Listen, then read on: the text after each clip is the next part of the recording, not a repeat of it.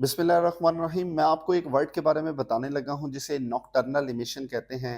पहले तो इस वर्ड का मतलब समझिए। नॉकटर्नल का मतलब रात होता है और इमिशन यही है कि बॉडी से कुछ ना कुछ इजैकुलेट करे, बाहर आए।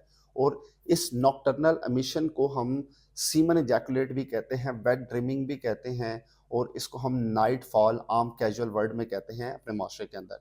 क्या ये हमारी बॉडी के लिए नॉर्मल है?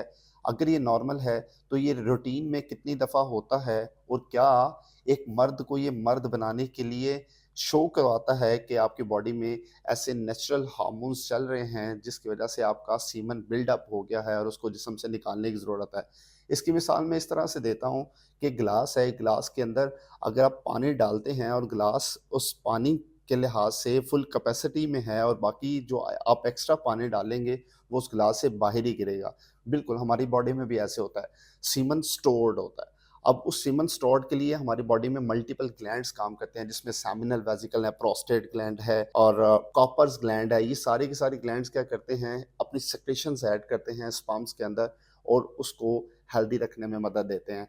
बिल्कुल इसी तरह जब हमारी बॉडी में भी इन चीज़ों की एक्सेस हो जाती है तो ये बॉडी से बाहर आते हैं, और ये सारी की सारी डिपेंड करती है आप रेगुलर रूटीन के अंदर मैक्सिमम क्या सोचते हैं। एक नॉर्मल बॉडी हमेशा सेक्सुअल एक्टिविटी के बारे में तो सोचेगी ना। जब वो सोचेगी दिन में, उसको अगर ऐसी एक्टिविटी परफॉर्म करने का मौका नहीं मिलता और वो अडल्ट है, तो रात को वही सारी की सारी ड्रीमिंग वो अपने माइंड में लेगा। लेने की वजह से वो सारे के सारे हार्मोन बैलेंस होंगे। पहले तो उसकी इरेक्शन होगी, और इरेक्शन होना एक हेल्दी इरेक्शन को शो करता है। उस हेल्दी इरेक्शन के बाद वही ड्रीमिंग के अंदर जब वो सेक्सुअल एक्टिविटी की तरफ जा रहा होगा तो उसकी एमिशन हो जाएगा। इसे हम क्या कहते हैं, सीमन इजैकुलेशन या नाइट फॉल या वेट ड्रीमिंग या नॉकटर्नल एमिशन। क्या ये हमारी बॉडी के लिए हेल्दी है? तो ये देखिए, वीक में अगर एक दफ़ा होता है, मैक्सिमम 2 दफ़ा भी होता है तो हेल्दी कंसिडर किया जाता है।